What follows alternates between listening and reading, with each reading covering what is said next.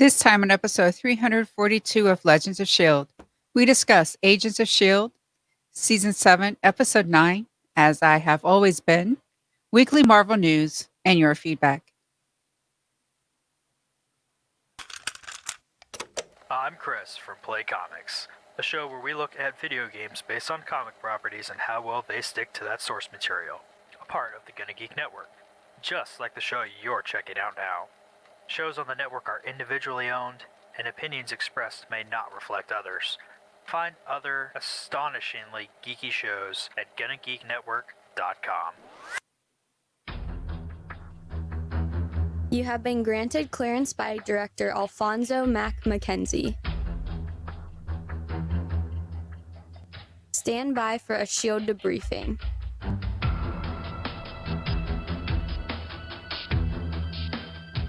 All information to be discussed here is classified and may only be discussed among agents granted clearance by the S.H.I.E.L.D. Director. Now it's time for your scheduled debriefing. I'm Director SP. I'm Agent Lauren. And I'm Agent Michelle.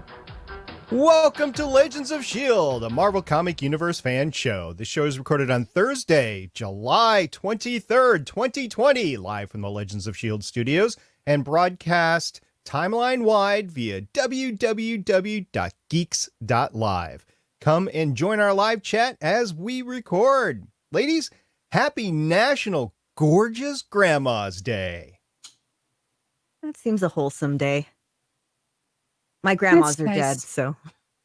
Mine too. Now, in the National Day calendar, I would have gone with like Vanilla Ice Cream Day. I think that was another one that was today. But listener Adana Girl reached out and she said, I looked ahead in the calendar and July 23rd, it's going to be Gorgeous Grandma Day. And since Elizabeth Henstridge directed the episode and she is Deke's grandma, this fits her to a T. You guys got to do it on the podcast. Oh, it did not occur to me until just now. That was the reason why. That is the reason why. Also, by the way, I don't know if I said this on the podcast before. I don't know if it matters or not, but I was actually born on the same day as my maternal grandmother. Oh. My grandmothers, neither one of them, my one grandma, my mom's mom, made candy and stuff like that. But my dad's mom was not like that. She's the one that sat me down around the table and taught me, okay, now this is how women got the right to vote. This is feminism. This is racism. This is what happened during the civil rights movement. It was very interesting having one grandma who made candy and cookies and the other one teaching me about the cold, hard facts of life. Well, that's pretty cool that you got the cold, hard facts of life from a family member. I mean, wow, that's awesome. Yeah, one of my grandmas died before I was born, and the other one tried to, we used to watch Golden Girls and Unsolved Mysteries together, and she tried to teach me to play cards, but I was really bad at shuffling, and I could never remember the rules. So thanks anyway, Grandma. It was a lot of fun. Yeah, my grandma who taught me, that's another way she taught me about the cold, hard facts of life, is she taught me cards. And then when I turned 7, I think it was 7, she finally sort of let me win. Like she stopped letting me win because I was old enough. And then I remember the first time I won against her, I think Jen, she immediately took up the cards, shuffled them, and it's like, well, let's see if you can do that again. That's awesome. My mother, who is obviously a grandmother, has this uncanny ability to win spectacularly with cribbage. You cannot beat her playing cribbage. So it's always the kid's goal to beat her playing cribbage. She's tried to throw games before and ends up winning. So she tries, but she's got the golden cribbage. She should go into that I need to tell her that. She needs to make some money there. Anyway. How do you know she's not? Yeah, I don't know. Well, all those underground cribbage circles. They live in the Twin Cities, and there's the Mystic Lake Casino up there on the Native American reservation. And I think they have cribbage tournaments there. I'll have to ask her if she's played in one. Anyway, on with the rest of the show because we need to talk about Elizabeth Henstridge. Legends of S.H.I.E.L.D. is a fan-based podcast on the ABC television show Marvel's Agents of S.H.I.E.L.D., the multiple Marvel small screen series, and the Marvel cinematic and comic book universes in general. Because of time loop whodunits. If you'd like to talk to us about time loop whodunits, you can visit our website, legendsofshield.com. You can also let us know your favorite time loop whodunits at our voicemail, 844-THE-BUS-1. That's 844-843-2871. You could tell us about your favorite time loop episodes on Facebook, Legends of S.H.I.E.L.D. Podcast. You can link us to clips from your favorite episodes on Twitter at Legends of S.H.I.E.L.D. You can watch us talk about this episode on YouTube, youtube.com/GonnaGeek. You can tell your Amazon device to enable the Legends of S.H.I.E.L.D. skill. And remember, Legends of S.H.I.E.L.D. is a proud member of the GonnaGeek.com network. This is the start of the final 5 episodes of Agents of S.H.I.E.L.D. Only 4 more left after this. You ladies ready to talk about it? Yeah. Yes. All right, here we go.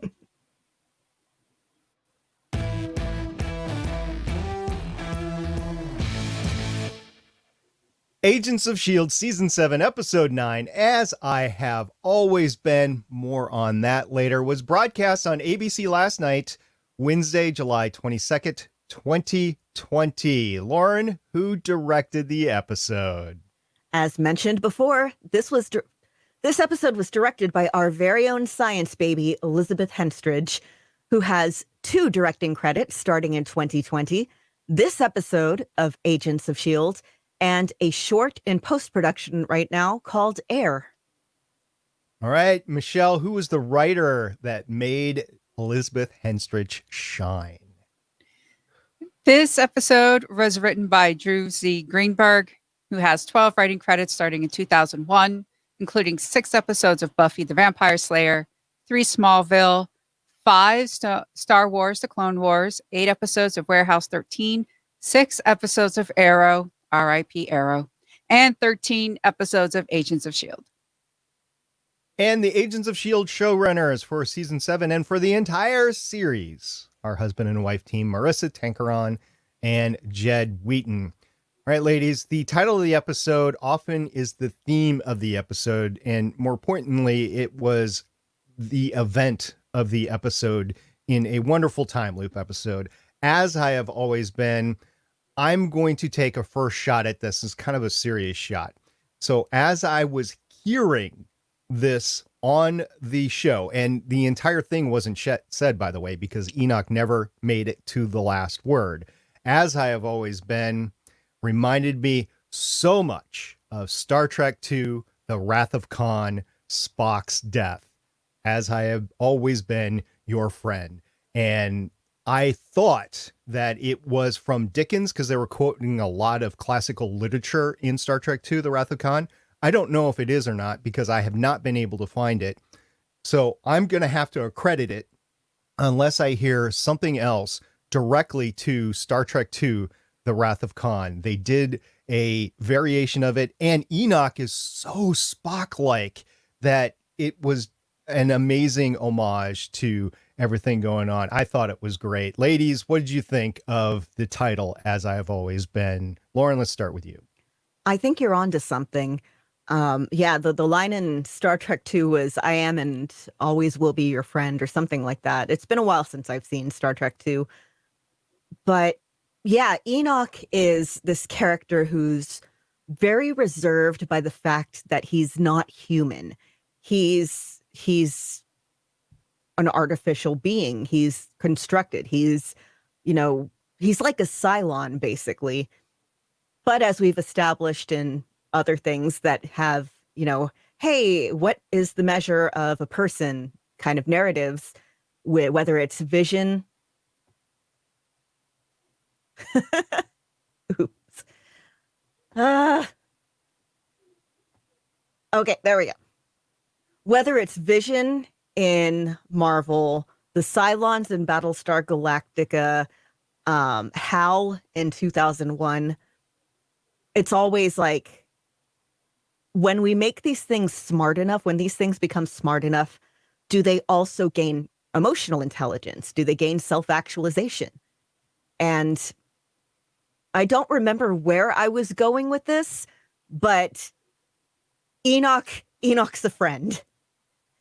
So, Michelle, as I have always been, we often equate the title of the episode to the theme of the episode.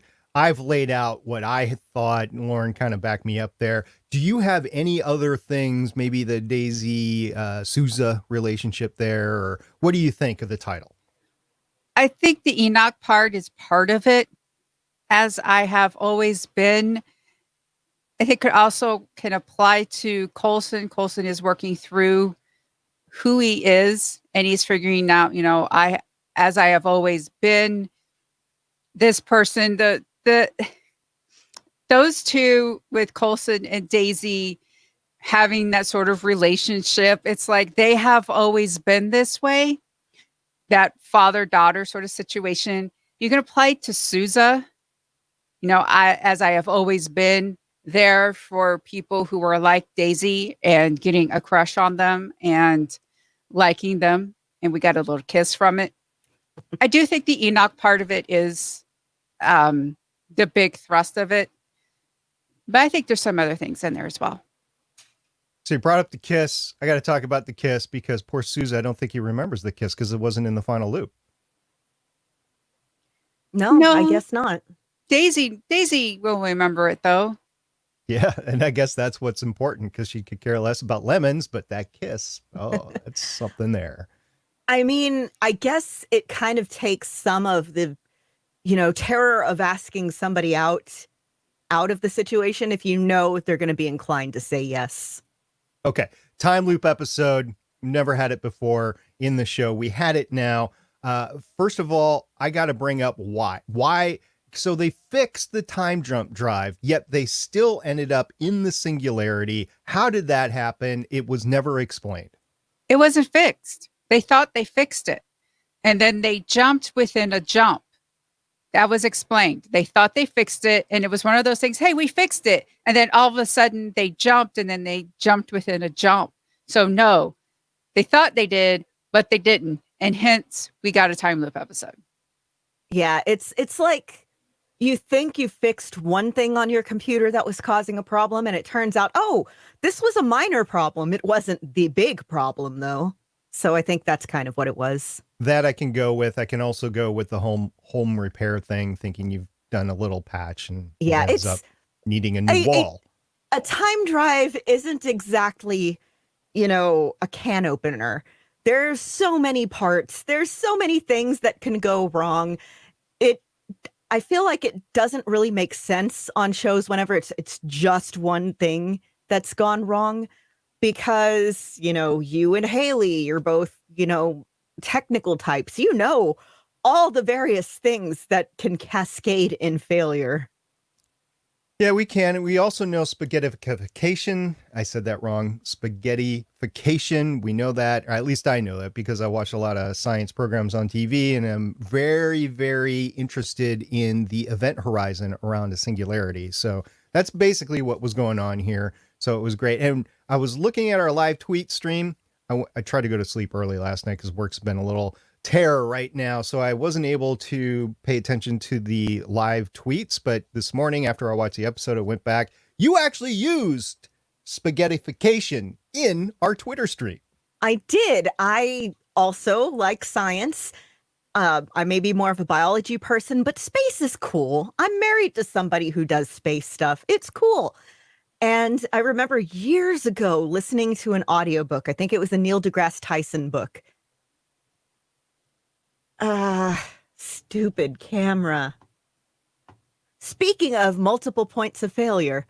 Anyway, I was listening to a Neil deGrasse Tyson book, and he brought up the term spaghettification. And I remember just being there in the lab thinking, that is one of my new favorite science words.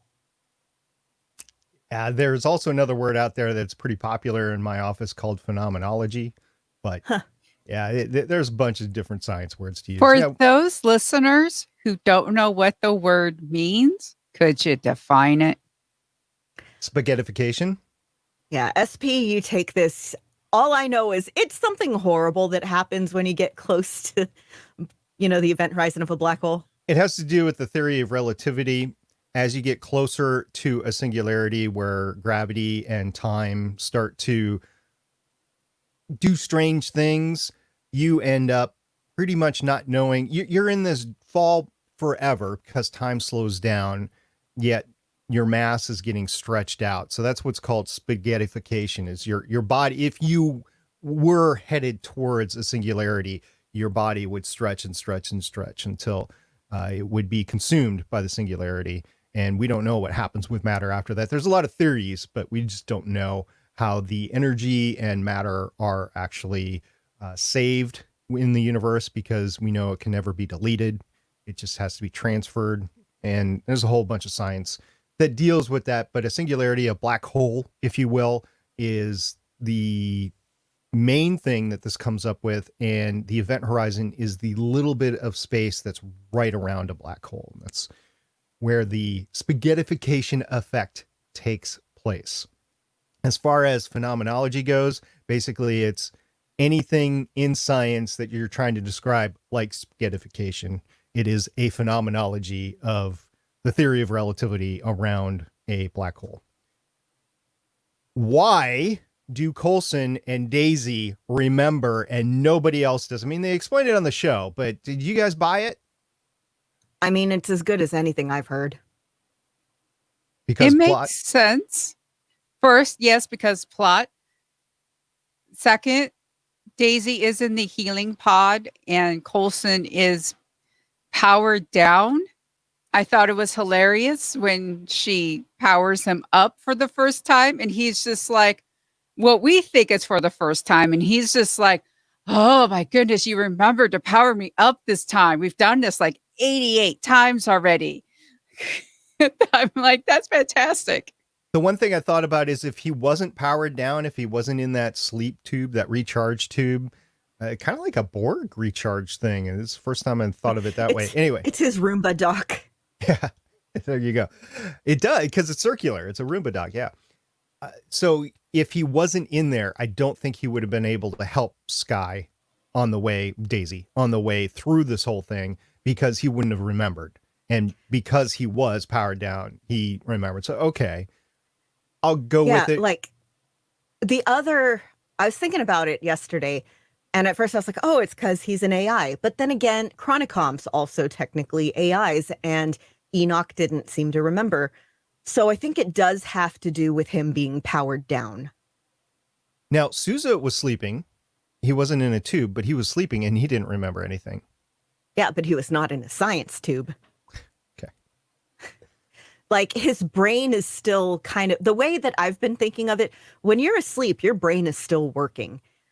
So maybe like Daisy's brain was protected, or sort of short-term protected, because she's the one that, she remembers, but only for stretches of time. And then they have to start over. So I think it's kind of shielding her brain from some of it. But then the fact that she is human and, it can only be protected so much kind of resets her. It's really interesting if you ever have the opportunity to use or see somebody that has used a sleep app on their fitness tracker, like a Apple Watch or a Fitbit or something like that. If you see the cycles that a person goes through in wakefulness, heart rate, and everything else, breath rate, that's interesting. If you ever go through a sleep study, which a lot of us older people end up going through that because we're not sleeping well and we need to figure out why that is, kind of the same thing, except for mega information there. They do blood ox and stuff like that. If you've ever been unlucky enough to have like a multi-day long EKG study, it tracks your brain. Your brain's doing things all the time. And it's so uncomfortable. I've had to have several in the past few years, and you just got your wires glued to your head and the stupid tape squeezing your head, and you can't really sleep that well because the stupid wires and everything are there. Oh, it's so annoying. So annoying. let me get this straight. This started a couple of years ago, right? Actually, it started right around 2008 because they thought I was having seizures. Oh, 2008. I was going to say if it's the last few years, then we could blame Michelle because she just started podcasting with us in the last couple of years. Unfortunately, I did not know Michelle at the time. So. Okay. But she might have known me. I don't know. We'd have to go back in the records for that. Anyway, one of the tropes. No, it was right around the time I did meet you because when they thought I was having seizures, they put me on a weird seizure medication. It had a strange side effect because, of course, it did. I couldn't listen to music, so I started listening to podcasts. That's what brought me to the podcast that brought us together. All right. So maybe, well, it's not me because it was afterwards. So I can't take the blame there for this one, this time. Anyway, one of the tropes of a time loop episode is the take a loop off sort of thing, which Daisy does, and she solidifies her relationship with Sousa, all in the effort to really find out what's going on to try to solve everything, because she was at wit's end. She didn't know what else to try. So Sousa ends up helping her. My question is, if you take a look at the countdown to the distance to the singularity, it starts at 94 kilometers and then it gets way down to 1 kilometer. And you kind of get the essence that it's 3 kilometers and growing as it goes down in distance from the singularity. I find it really difficult to believe that they had, and I haven't done the math of how many loops that she was through, but I find it difficult that she had the time to take a loop off, because they're, unlike other time loop things, they're on a clock. Okay, here's the thing. It's not like Zari in Legends of Tomorrow where she takes the time and she goofs off and all that type of stuff. That's not the loop. She took a breather in order to strategize with Sousa about what to do, because she was moving frantically and everyone had all these thoughts. She took a loop to talk to someone who knows how to strategize. Sure, he doesn't understand time stuff, but this is Sousa. He's been through a lot of things. He was right there with Peggy Carter. He's, S.H.I.E.L.D. guy. He knows strategy. He understands how to take multiple variables and try to figure things out. And he comes up with the plan to fool Enoch those couple of times. And it actually works. So for me, she took the time loop off, not to goof off, but to actually strategize. And agreed. Burnout is real. And that's why I kind of let it go a little bit. But again, I think they took a liberty of, we only have so much time. And then near the end, you had so many loops that I think it was beyond as close as they were getting. Of course, who knows what the science is? Deke brings that up. He has no idea what the science works there. So one loop could have been 5 kilometers. Another loop could have been half a kilometer. So I can't say exactly how much time it was there. Anyway, you brought up Sousa, so let's go into Sousa. He's always there. He's obviously into Daisy. Daisy gives him that kiss that he can't remember. And more importantly, as you were saying, he's not only strategizes, but he takes one for the team, because he's like, no, wait, if you die here, we're going to lose some time. So let me take this scanner and see if it's okay. And he dies. Enoch has sabotaged it. He dies, and that affects Daisy a little bit. But more importantly, Sousa's man enough that he's going through this loop one at a time. He's not got a memory. So this is who he is for those 2 minutes the entire time. He's that kind of guy. And yeah, I think he had a great episode. So they've really brought Sousa into this team. I think maybe at a detriment to some of the other people on the team, but Sousa is really getting his due here. I like seeing him again. This was very consistent with his Agent Carter characterization, where he's somebody who they're like, okay, I'm not the leader. I'm not the person necessarily with the ideas, but the person who is, I'm going to be there right behind them, backing him up. And also that seems to be his type. Can't blame him at all. Michelle, you okay with the Sousa characterization and everything, and you're really into the character here? Yes, I think they have done him justice. It's interesting how he's been able to maintain who he is through all this, you know, manic time travel stuff. It's just really great seeing him. And considering what he and Daisy have been through, I can understand. It's not just sudden. I can understand his interest in her. It's been growing the entire time. And her type, or his type that he likes, I think he described it well. And when he was describing it up till he got to the, superpowers, you were thinking, yeah, this could be Peggy Carter here as he's describing it. So, yeah. Unfortunately, this episode was a little light in the Mac, May, and Yo-Yo. But since just last episode, or was it last? Yeah, just last episode, they had a focus on them. I think that was okay, but they were just relegated to deck pieces, really, as you went throughout. You didn't even really get to see a lot of great fights. There was insinuation of great fights. You just never got to see the great fights as they were fighting Enoch, which apparently Enoch can take the whole team out because he's enhanced his capabilities. Well, we know that. Okay, so end of last season, he's talking about, oh, I'm going to go to all the other, sociologists or whatever they were, xenobiologists. But then we find out that their programming has been changed to hunter-killer. So he has that potential in him.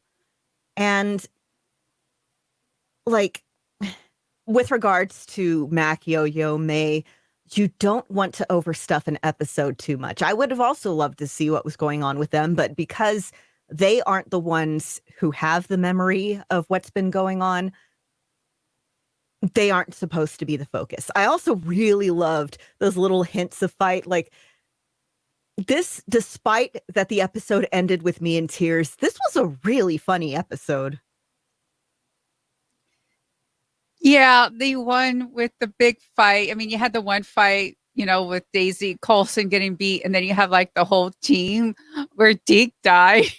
It's like poor Deke. Deke. Should we feel bad that Deke dies? Yes, you should. They say no, but yes, you should. They say no because they're just going to come around for another cycle. But yeah, it's kind of that rule of threes for comedy. We see it escalate 3 times. First, it's Daisy Coulson. Then it's Daisy Coulson. I forget who else. And then finally, it's everyone. Except for Yo-Yo. I don't think Yo-Yo was in that. Because she was up on a different deck the whole time. Yeah. So that just, I don't know. I just thought it was so incredibly funny. Again, Elizabeth Henstridge, you did a good job directing it. Drew Greenberg, you did a great job writing it. We got the balance of humor with just absolute pathos. It was great. It was so great.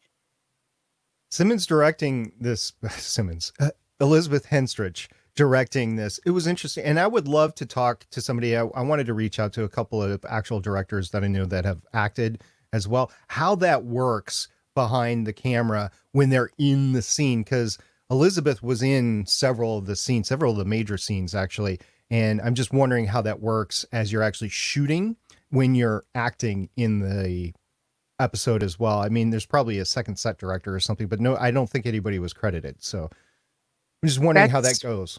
You have your first. Okay. So she would set up the shot and everything. And of course, when she's done, rolling, she would cut. You have a first assistant director and you also have your camera operator. So she would have already planned out what the scene is supposed to do. They would have known what the blocking is and the pacing and all that type of stuff. So once that's set up and she does action, the camera operator in combination with everyone else, that's how it's done. Another thing that happened in the episode with the character Simmons was she got the memory block taken out of her. She named it Diana. And she told him how to solve everything, which unfortunately ends up with Enoch sacrificing himself, but we'll get to that in a second. But she ends up almost bawling. She just breaks down and she can't verbalize what it is. And then the loop resets and Diana is back in her head. So we never find out what that is. I'm speculating that Fitz is dead. Okay, that dead silence you hear on my part at least, I don't know about Michelle, is horror at a thought that I was not letting myself think, and I'm still not going to let myself think it. So No, he's not dead. he could, I mean, either that or Simmons has done something atrociously bad or something, but I'm thinking that Fitz is dead, and that's maybe why we really haven't seen him. We're going to see some flashbacks. According to the IMDb, I'm heard we're going to see him next week. We'll see, but I think something terrible has happened to Fitz, and I think that's one of the reasons that the team in the future is not going to be together. I think the teams are going to be together because, as Enoch said, that's what happens to family.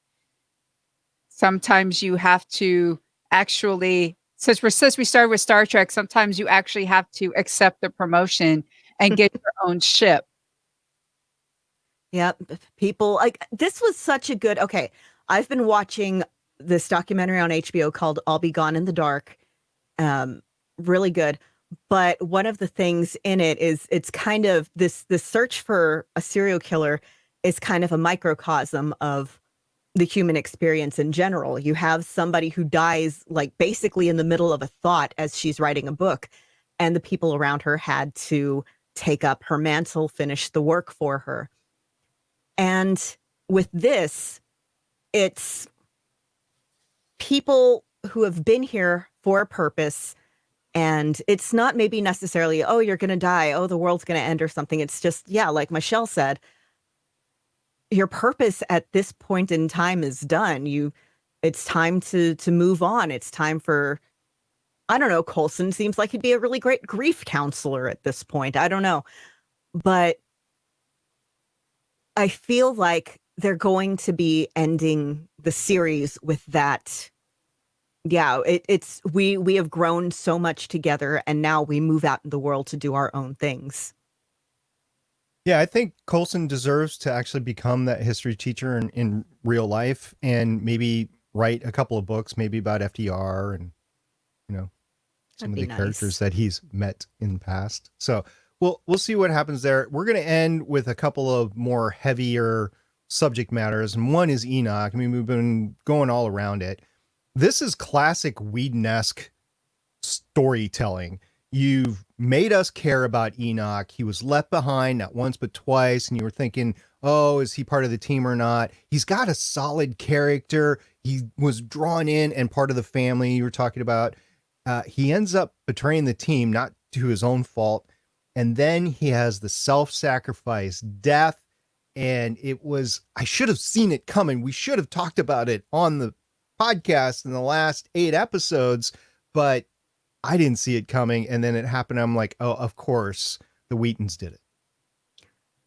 It reminded me a bit of like all those Kid and the Dog books that I read growing up. You have it's kind of like Old Yeller. Let's take Old Yeller as an example. Old Yeller is massively underappreciated by the main character for a good portion of the story. Something happens. This kid's like, oh, you saved me. Oh, I love you so much. And just when you realize how much this entity means to you, they're gone, and they're gone saving you. And you have a little bit of that here. It's a classic story trope. It's, I want my family. I'm going to make the sacrifice and let my family go on. But I've felt for a while, and I think we've talked about it before, that they had been taking Enoch for granted because, again, he's a robot. He's from the future. He wasn't there since the beginning. But he's been here long enough for us as the viewers to look forward to seeing him, to find him funny, to find, his observations kind of heartbreaking. And knowing that this character who we've come to appreciate, who we've felt bad for because he wasn't being appreciated enough, he's still, I was thinking of joking at the beginning of the episode, oh, he's getting revenge on them for leaving him behind so many times in the past. But that wasn't it. Even that betrayal was to save them. And just without even thinking, he pulls out his own heart and gives it to them. I mean, the symbology is heavy-handed, but it's still really good. I have to admit, this had a lot more meaning then when Wash dies in Serenity, and then even Tara in Buffy the Vampire Slayer, those two just sort of just came out of nowhere, and it really didn't have any sort of like gravitas to it. It's just, I know in real life death happens, but when you have characters and you're doing storytelling, you do want some sort of meaning every once in a while. And this had meaning.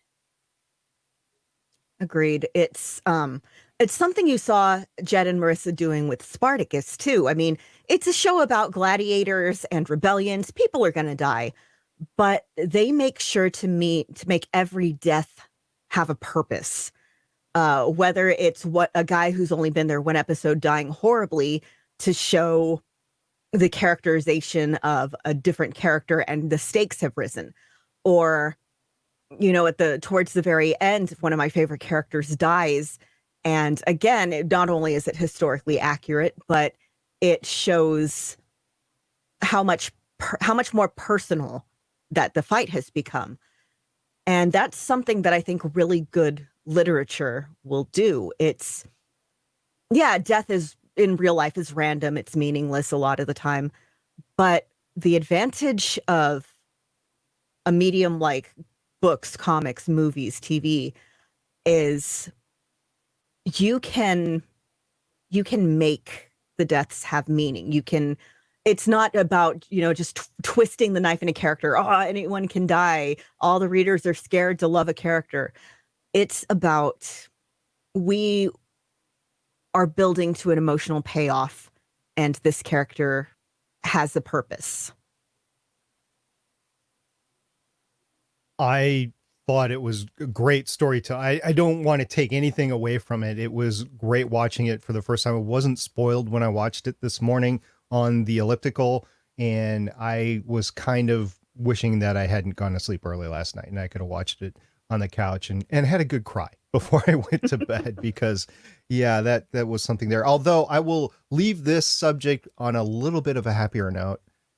The original Enoch in the timeline is still alive and out there. So since they're time traveling, they could do the same thing as they did with Fitz and go back. Now, this Enoch's not going to have all the memories of the team or anything, but Enoch is still there as long as they're still time traveling. So just think about that. They might not go back and meet him or use him or anything, but he's still there in the background. More so than I'm watching over you from heaven sort of thing. He is literally still there on Earth. Robot heaven. Is it different than the actual heaven? I mean, I've heard like pets have souls and they go to the same place, so I'm not necessarily sure. I don't know. I've never been. Yeah, that's true. We'd have to talk to Coulson about that. Which, talking about Coulson, he's had quite the season to deal with his situation. Think of yourself having gone through everything that he's been gone through, and then all of a sudden you wake up and you're basically a robot. And you don't know what's you, what's not you, what's programming, what you might be missing from your original personality. You have no idea. And he's been dealing with that whole thing. And he brings up something that I hadn't thought about is now it wasn't his choice. He's living longer. He's probably, unless, he dies again and like finally dies like Enoch did, that he's going to outlive everybody. And he's got to deal with that now. He's been the one that's been dying. He hasn't been outliving anybody. Now he's the one that gets to outlive everybody. And that is a very, very deep subject that they talk about in Enoch's final moments. In Enoch's final moments, he's helping Coulson there. I thought that was fantastic. It was. Yeah. Very touching. Again, sorry to monopolize the conversation. Camera is acting up. But I personally would not have much of a problem with being a robot. First of all, better joints. And second of all, I mean, we are basically organic machines. We're programmed. Our genetic code is literally just a blueprint that tells your body what proteins to make in which order and how to fold them. the way that people think, the way, like, there's patterns to it because we're all based off of the same template. So really, it's not that different. I mean, it's a matter of degrees, I guess, from being a robot. And I mean, if you don't know, you're missing something. It's the flowers for Algernon. I guess it's the flowers for Algernon situation, except that Coulson doesn't know if he's missing something instead of knowing that he is. So who knows? I think he should just chill out. He can't really control it at this point. But then again, I've never been a robot, so I don't have to deal with the existential angst. Heavy subjects dealt with in this episode in the fun mannerism of time loop episode. I love time loop episodes. It's like my favorite episodes. I just love them. I don't know why, but I just, there's usually some science fiction in it, and there is character development, and it's all great. This was the first of the final 5. There are 4 episodes of Agents of S.H.I.E.L.D. left. Out of the 100+ episodes out there, there are 4 left. The next one is Agents of S.H.I.E.L.D. Season 7, Episodes 10, called Stolen. I'm looking forward to this, especially since there is, I got some backdoor information on what one of the characters might be, and it might be a relation to one of the favorite Season 1 characters. So, yes, I will not spoil anything, but there is something with next week that I think everybody's going to love talking about on Thursday night next week. Well, in the meantime, we have some news to talk about, and let's get with it.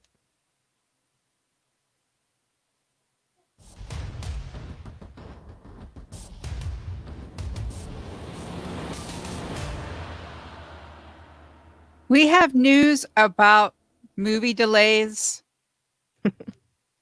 So Comic-Con at home is going on this week. It's at home because if you're listening in the future, plague. But in any case, news keeps coming out. And 2 bits of news about delays. First off, we have them saying, hey, Falcon and Winter Soldier has been delayed until shrug. Originally, it was going to premiere in August, so next month. And that's not happening right now. The production got interrupted. Along with that, 1 second. Stupid camera. Okay. Along with that, we also have delays in release for Black Widow, which has been moved to November 6th. And Eternals has been moved to February 12th, 2021.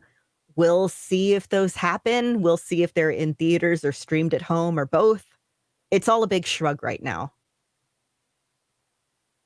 I'm very curious as to if they're going to keep these dates or not. It will be interesting if they do.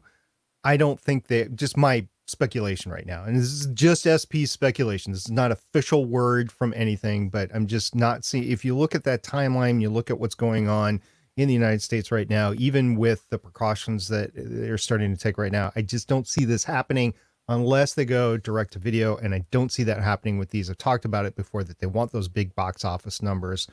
So we'll see about Black Widow and Eternals. As far as Falcon and Winter Soldier, kind of thought that production was delayed along the way. So we'll see about the series as they go. We're very fortunate to get Agents of S.H.I.E.L.D. this year because they did it last year and they put it in the can and they had everything ready to go, which was great. I'm also worried about Wonder Woman and everything else coming out this fall. People need entertainment, even if they're only at home. I just don't know if they're going to be going to the theaters to see stuff. And I don't know what the capabilities of the studios are in order to get production completed. Maybe it's been filmed, but it's not completed production in post or anything. I'm wondering how long that's going to take. Just a lot of unknowns right now. And I was pretty sure when people had the optimistic look of late summer, early fall, that it just depended how the summer was going, and the summer is just not going great for outside events here. So eventually we're going to get this stuff. It's going to be great, but it might take just a little bit longer to get there. Speaking of a little bit longer, This dropped from the Comic-Con at-home panel for New Mutants today. New Mutants is still planning to open in theaters on August 28th. I don't know if that's going to happen. I watched this and I loved how the footage was like, it showed like its first date and it's scratched out, and then the next date and scratched out. It's a good panel. It was a good panel to watch. Yeah, I haven't seen it yet. At least it sounds like they're having a good sense of humor with it. The article that I linked doesn't have any information on if they're going to try streaming at home as well. And the Comic-Con at home panel also has, towards the end of it, the opening scene of the movie. I'm interested. I'm just also not pinning all my hopes on it being in the theaters on the date that it says it's going to be. I don't know what theaters are going to be open at that point in time, or if they deem it worthy enough to go ahead and release it. I have no idea. And I worry about the health of the movie theaters too, the economic health of the movie theaters. We'll see. Yep. What happens this time next year. I will go a year out, and I will say a year from now, we will know how this all plays out, and we'll just be in reaction mode between now and then. Mm-hmm. All right, that's it.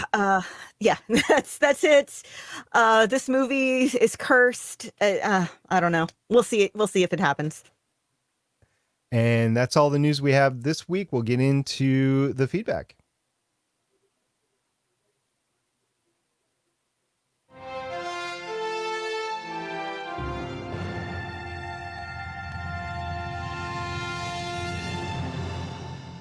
So we have some feedback this week. First up is Andy Mingna, at Andy Mingna on Twitter, who says, other favorite time loop episodes, Legends of Tomorrow, Here I Go Again, Season 3, Episode 11, Person of Interest, If Then Else, Season 4, Episode 11, and my personal favorite, Stargate SG-1, Window of Opportunity, Season 4, Episode 6. I could probably think of several other time loop episodes out there. I mean, the Star Trek did several and everything, but I'll have to put together my list of favorite time loop episodes because they are my favorite. So I'll have to go look at all of them and put together a list, probably 10 or 20, but I could be mistaken. Maybe it's just 5. We'll see.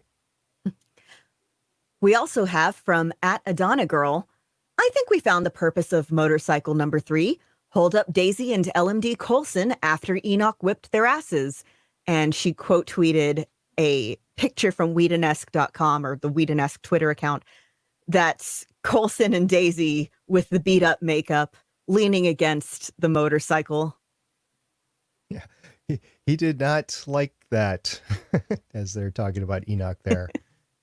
And yeah, maybe, and the motorcycle is definitely older, but maybe it's a little Lola-esque and that it actually can fly and stuff. So it's really a futuristic motorcycle instead. We'll see. So you know how season 1 ended with Lola, them flying off in Lola? The series period ends with them flying off on a motorcycle, like the end of Grease. They would probably like to do Lola, but they can't because they sold Lola off. Difficult to blame them. A classic like Lola really deserves to be in the hands of a collector that's going to treat it right, because old cars need a lot of maintenance, especially something that's in pristine condition as Lola actually was. So I don't really blame the show, especially since they thought they were ending in season 5. But Lola was great when we had her. So yeah. Also, and I was going to say, we also have an email from 084.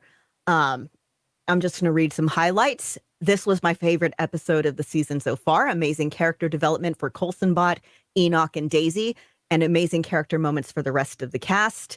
Something to keep in mind is that Daisy has quake powers for about 4 years, including weird time skips and jumps the show has made. So as of 1983, Nathaniel Malick has had his for 7 years and counting. So technically he is more experienced. That is a very good point, 084. Simmons breaking down when she got her memories back has to be a tease for a heartbreaking flashback episode whenever it comes. We discussed that a little. I refuse to believe that Fitz is dead. Following these characters so far has been such a treat, and I'm going to appreciate these last 4 episodes without bringing myself down with nitpicks. Excellent. SP tried to have a couple of nitpicks in this episode, but the ladies shot me down, as they always do.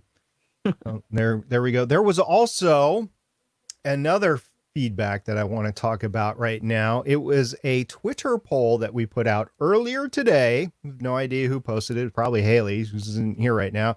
And it said, if you were stuck on a time travel capable vessel, because that's what Sousa called it, with Director Stargate Pioneer, Agent Awesome Engineering Girl, who's Haley, Agent Sith Witch, and Agent Shell Game, and we're trapped in a time loop, would you?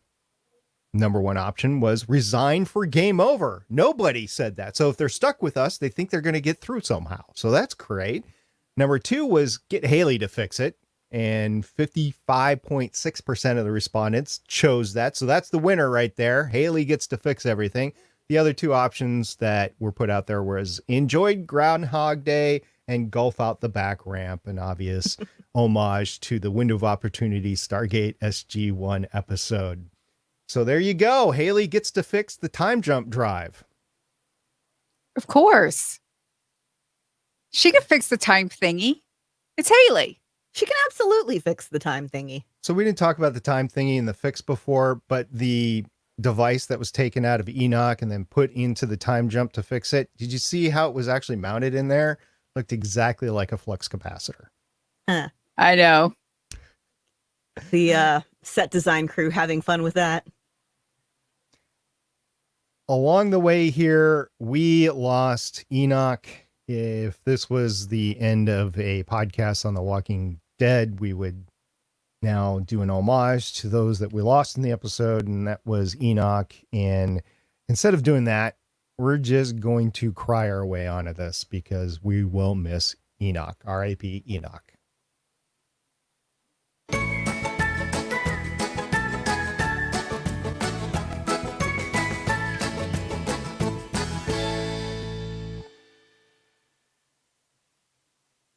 I just realized that might not have been the best bump music to play right after I said that. Enoch would want us to be happy. He would want us to be family and live on together and complete our mission. That's what he would want. So I want to thank everybody for continuing to listen and download the show and watch us on YouTube. And if you are watching us on YouTube, a lot of people are liking the video. So thank you very much. If you want to put a comment down below, we will talk about it in the next show. We really appreciate your feedback because we want to make a show that you really would like. So thank you very much for doing that. And thank you everybody that has left a review on Apple Podcasts or Podchaser, which you can find at podchaser.com. Thank you to everybody who's given us your feedback or tweeted along during the live tweets. I absolutely love doing the live tweets. I love seeing all of your reactions. And it's fun. Thank you so much. Yeah, thank you to everyone who interacts with us and listens. We really appreciate it. Until next time, when we talk the fourth to the final episode of Agents of S.H.I.E.L.D., I am Director SP. I'm Agent Lauren. And I'm Agent Michelle. See everybody next time. Bye. Bye-bye.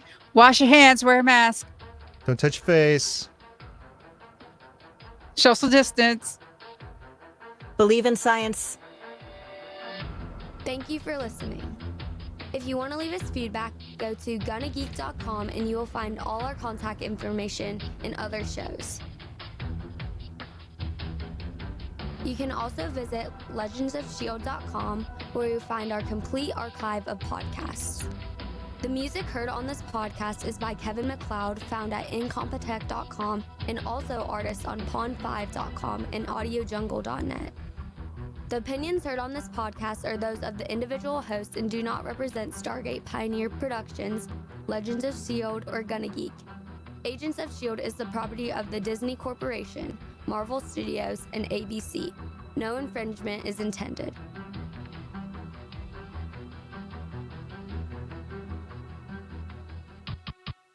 Legends of S.H.I.E.L.D. is copyright 2013 through 2020.